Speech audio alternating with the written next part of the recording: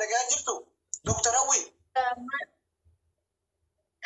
منير إيفا مناغوداتي أوايك يا غافيس النجاة فتاني أن أفسان إسني فين هندي بيسا تاسقط بين إسني هندي بيسا هاتو أمبارو دبيكيا كيسان في أتون بربادون كيسان هدو إسا كذا إيروان تأجج جودان إسني رتيلي كذا إيراني جروا موتو وانا أرجتن أسمرنا أرجتني حقكيا يونا كني إنفراداني أتشبودا إسنو منا أرجامي أوكي هذا دكتور وانا كانت تيمتو ما يروتك هذا دكتور سبيرا تكرر إلى ماي وارش جدو جيو أما مالك الرابر بات وان مكان يسيبر ليس هندا هواسا كنرتي دوبلو ريكاردين وغدا برغيسا هنكراني راقبا هنكراني راقبا مكان يكنا برليس مكان يهاروسو قبا وقوما كيالي خاسانا كفلو قبا وهندا أسيرتي دوبلو بري دبي جتشو lagi fada beri Dubai kuma dibba tokko beri kuma diddami saddeetiin birriin jiru jechuudha. Isa kana keessa milkiin nu keessa waan qoodatun qabu. Maaliif akka inni an kaampaanii babadhise jedhu san kaampaaniin babadhifame tokko hin jiru. Wanti babadhifame hin jiru kushii nama keessa dhaabadhee hojjetaa ture waan ta'eef. Birri kana kaddaan qoodachuu qabu milkii osoo hin ta'in haadha manaa milkii waliin jammaree raabiyaa waliin qixxee adda nu qoodee kuma dhibba tokkoof kuma diddami saddeet qixxee adda qoodee naa kennuu qabu. Kana wanti hanga barbaadurra inni lammaffaa mootu qeerroof qarreen Dubaayin keessa jirani hawwii bakka itti beektanitti hin beektanii isini galee bakka itti beekanitti hin beekaniin bakka itti beekamu hin beekamaan jecha inni naan jedhu sani jechoota inni naan dubbataaru hawwii waa hedduu duuba jiru jedhu sani addanaaf baasuu qaban inni biraa mootu hawwiin sarraatanyaa milkii bira dhufte akkanaa jedhu. Isa kanallee ansarra dhugaman nama sarratanyaa isaa ta'u nama akkamiiti kanallee irraa addanaa baasa yoo gaafii qabaata isinii deebisa. Ijoolleen qoricha nurraa bitatan sirri beekan bareechanii 3,000 haga 5,000 qoricha gurgurreerraan. Nama tokko jechuudhaan qorichi kun waan gatii guddaa qabu. Soo yaabbiitti obboleettii yaqaali dhiifama wajjin gaafii takka qofa sirraan qaba. Atiin kun miidhamteerta eeyyan miidhamteerta akkanuma tokkooti. Baadhibba miidhamteerta maaliif? Atiin immoo dubaraatiif amantaa biraarraa gara amantaa kanaatti dhuftee miidhamuu kan kee Oromoo biratti sheemii guddaadha. Salphinallee geeruu hojii milkii kana waliin hojii eegalteerta eeyyan eegalteerta.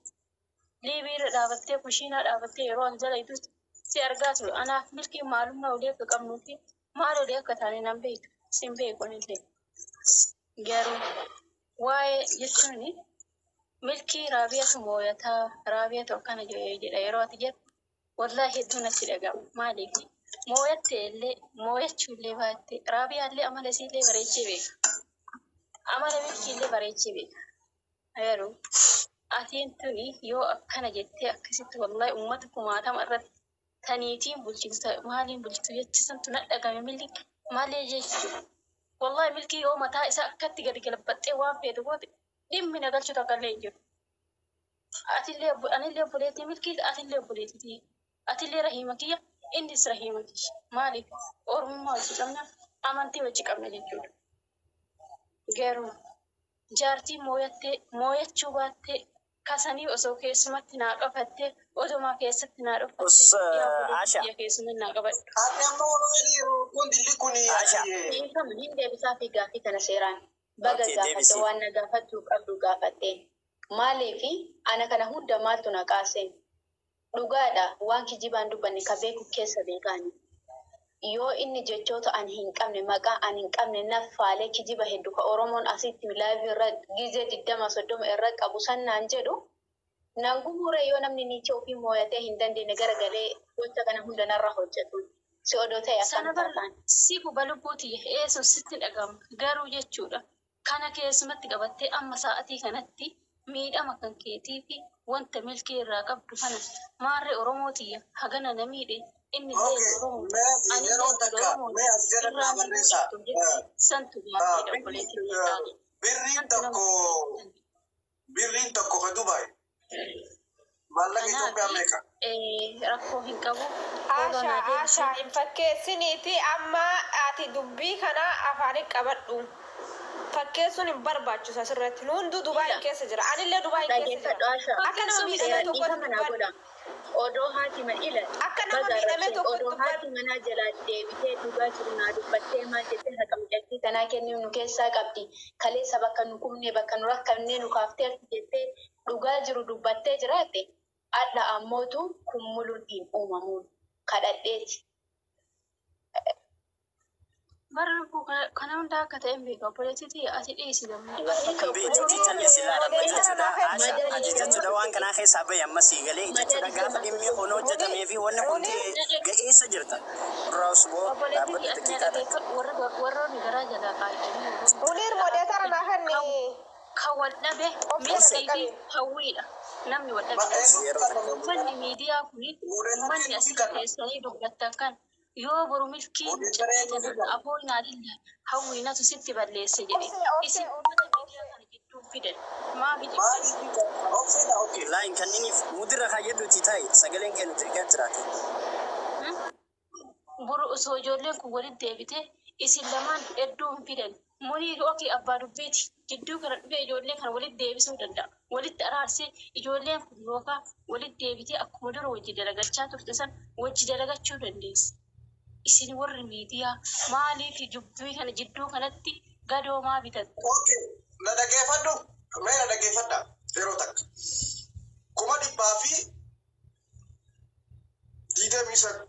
2028 jirtan. Maallaqni hawwii dhagaya. Namni waan kana xumuruu dandeessa. Yookaan dhiirri isin dhabama isin isin dhabamti. Lachuu jechuudha. Asoo isaan lachuu waliin dhabamsiisne isinis maallaqa isii fudhattee 2028 birrii 30 takkaan gijee baay'istan miliyoona 3 fi 30 takkaan jettaniimi birrii meeqa birrii riyaad meenaa barreessa 31 illee ni jira Muneeru. Okay, 30 takka 32 gijee maallaqni bayyate. Okay, miliyoona 4 hakuun. Okay, maaliif noona maallaqni gijee ol ka'e? 900 fi miliyoona 3 fi 900 fi 68 dhufa. Already miliyoona 4. Birrii miliyoona 4 isaa jidduu jira. Akka isin dubbattutti hawaasa keenya. Dhagaya birrii miliyoonni 4 safaa dhaabbiti. Miliyoonni tajaajilti milkiiti. Miliyoonni 2 tajaajilti amma birrii 30 takkaaniin isaabeeti. Waa irratti irruudha. Bakka miliyoona 4 hakuun. Birrii 30 takkaatti koo irraadha. 60 40 irrata. Waa 30 irrata. Birrii miliyoona 2 isii kanniif tokkoffaa. Kana ol argachuu deemte. Lakkii birrii miliyoona 2 kana. Miliyoona 4 isaan isin gidduu jira. Miliyoonni 2 hawwiiti. Miliyoonni 2 tajaajiltii teetiiti. Kana miliyoona 100 hojjechuu deemte. Lakkii yoo jettee Arabni nurraa nafu, ajamni nurraa nafu. Miuti kabaddaa boleen kiyya. Mut kabaddo naanaati wala asha.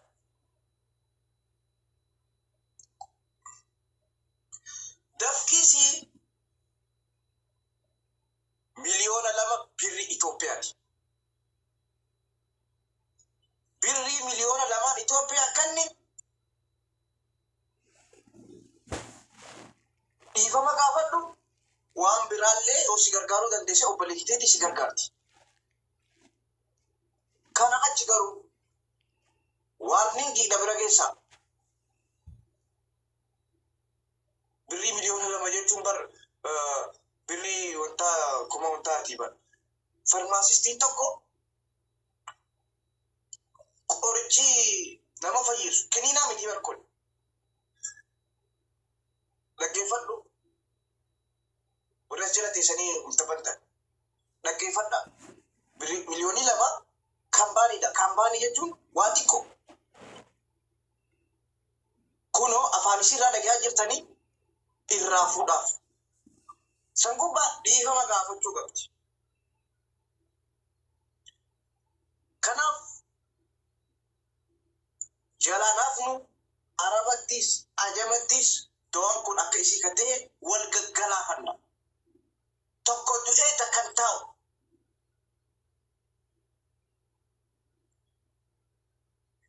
Ummanni as jira waan si gaafatan tokko jira ifoonni gootuuf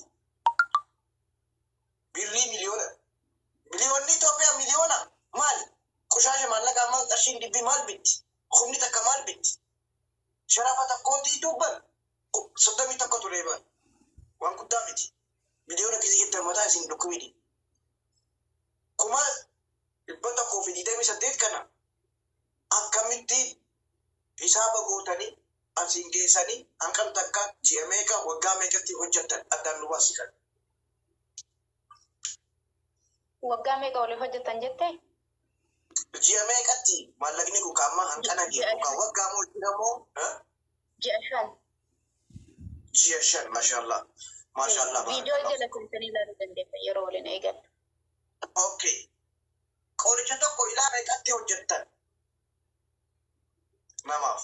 Qoricha akkaatuma qorichaatiin 1,000 illee ka kennu jira 500 illee haga 5,000 illee namni tokko namni nurraa bitatee hin jiraan. Akkuma jechuun ulfaatina dhibee abbaa akkumatti fooyya'aa deemuun wanti gadaanaan nu gurgurre zayitii qofa qarshii 150 gurguraa turre.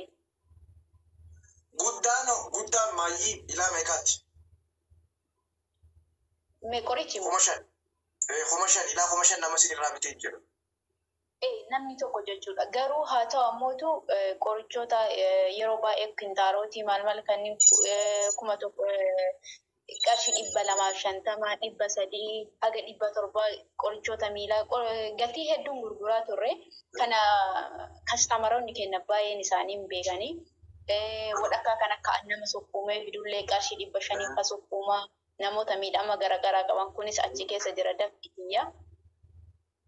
Akkas ka hojiin ammoo wanti ati ittiin hojjettu muqima mukniin firaafireen garaagaraa irra kasaan birrii 50 300 gaafa guddate 7 yoo binne waan guddaa ittiin hojjannaa beekanii zayitii nyaataa biyya Arabaa keessatti baay'ee tokko rakkata. Isa wantoota barbaachisu itti godha akkasii qaamamee hojjetaa tureeni. Wanti nuti hojjennu rakkasa garuu gatii ittiin gurguramu gatii guddaadha. Kana hordoftoonni keenyaa iyyuu hin beekan. Okay, galatoomi. Maaliif birrii miliyoona yeroo hanqanatti waan jaaniifi 5,000 akka 5,000 5,000 2,000 okay 5,000 miti 5,500 2,500 ji'a 5 jechuun nama meeqa irraa wanta jira miliyoonni 4 xiqqaadhaa uwwi. Galatoomi badii teenya. Achi oli dhiifa manaa godhi muneer dhiifa manaa godhi guyyaa tokko qarshii ji'a tokko akkas hojjannee hirreennee turre. Takka lama jennee qarshii 38 diraama Dubaay qarshii 38 keessaa hojjannee turre. Wallaahi isinii kakadhaa jechuudha. Maaliif guyyaatti orderii nama jalqaba nama 10 ergaa turre. Achi 15 20 haga 30 ergaa turre irraa orderii guyyaa jechuudhaan. Inni kun yoo xiqqaate diraama Dubaay 10,000 5,000 akkasii ol guyyaatti qabu nu hojjanneetiin jennu diraama Dubaay 5,000 achii ol. Inni yoo TikTok irra live irrallee yoo dhufe isin himaa dubbataa tureeraan. Viidiyoo hojjetaa tureera. Nu guyyaatti yoo xiqqaate 30-40 akkas ergina orderii maal jedhaa dubbataa tureeraan. Kun ammoo dhugaa hin haalamnee fi wanti uummanni sirrii keessa. Akka qorichi kun waaqaa qabu amanee jira. Inni an milkii waniin irratti dhiibbaa godhuu hin jenne miira keessa seenee malee akka wanni kun hojjetamaa jiru akka ordera godhaa jiru guyyatti hanqaa hojjetaa jiran hunda nuuf ibsee jira. Ani milkii dhugaa yoo jettanii akka uummata kaaniitti illee miti yoo dhugaa jettan ani waldhabbii keessan qofaaf osoo hin taane akka ni dubbata. Amma durallee harkeetiin jira. Ni dubbata inni hin dhoysine deebi'eeti miira keessaa seenee malee akka ati irraa barees akka waliidhaanis eegaltaniis akka waliidhaanis hojjechaa jirtaniis amanee jira miira keessaatii. Kana afaan isarraa dhageessanii kun rakkoon qabu kaleessa miira keessa seeneetti nin aaree nin dallane kanaafin ani akkana jeemane walumaan eegallee nus inninis nuti qofaa miti jaartii tiyyaa fi isii walumaan eegallee jee wanni sarraatanyaa jeessan aareetii jee amanee jira sarrakkoon qabu sarratanyaa san dhiifama bakka eega tokko aareetiin jee wanta jeemaan akka ishee dubbate haa kolatuumu amma warri gaafii qabdan gaafii gaafadhaa itti fufaa. Okay, Munir dubbadhuume ani gaafis miti. Jalqaba irratti waa'ee hojii fi akkaataa hojjetaniitti argatan warruma hojjetetu beekaa. Soballee jechuun nama dhiba warri soba jettanii haala hojii isaantu beeka waan ta'eef. Advaanteejii hojii sanarraa argatellee isaantu beeka waan ta'eef. Obboleettiin teenna waa takka miti lama miti waa baay'ee miidhamteerti. Tokkoffaa ogummaa qabdurraa maranii biyya buusanii har'a ogummaa isiitiin adda baasanii haamilee isii cabsan. Haqasii nyaataniitiin sadarkaa kanarraan gahan jechuun intala dubartii tokko. Intala dubartii takka wanti haganaa irratti dalagamu jechuun uummata Oromootiif qaanyi guddaadha. Namoonni teessanii ilaaltan jechuun waan kana. Namoonni immoo wal beeynamaaf wal ijaartaniitumaan dhugaa namaa dhossuuf taatan guyyaa tokko dhugaa namaa har'aaf dhossite malee ilmoo keetirraan muujisaan hojii dhufuu danda'a. Kanaaf dhugaa biyyattii tanaa baasaa, haqa biyyattii tanaa galchaa. Waa malee ni matu namni jechuun haqa malee namni haqa namaa barbaaduuf hin himatu. Micattiin tun waan maal akka hojjetaa turtan beektan har'aa miti isa duratti hojii akkamii akka hojjettu namni hunduu beeka namni miidiyaa fayyadamu kun waan ol jalaa hin qabnedha. Kanaaf haqa irraa qabdi. Haqa akka qabdu mooyyuu inni illee kaleessa hoo dubbatu argitanii jirta waan irraa hubatu hayyuun irraa hubata. Haqa biyyattii tana galchuu qaba. Haqa biyyattii hin galchu taanaa irratti dalagamuu qaba jechuudha. Ogummaa nama tokkootiin haqa nama tokkootiin eessaayyuu ga'uun hin danda'amu. Abadan jechuudha. Kanaaf micattii durbaa micattii mooyyuu miskiina jechuudha. Waa meeqaan akkana irratti raawwatame kanaaf dhaabbachuudha qabdanii dhaabbadhaa haqasii irraa fuudhaafi. Kanaan fuune yoo taatan kabiraallee borganama gabbaasee ijoollee boochisuuf jira. Miidhamutti jirti ijoolleen shamaraa. Miidhamni kun nurraa dhaabachuu qabaa irratti hojjedhaan isinin jaa galatooma.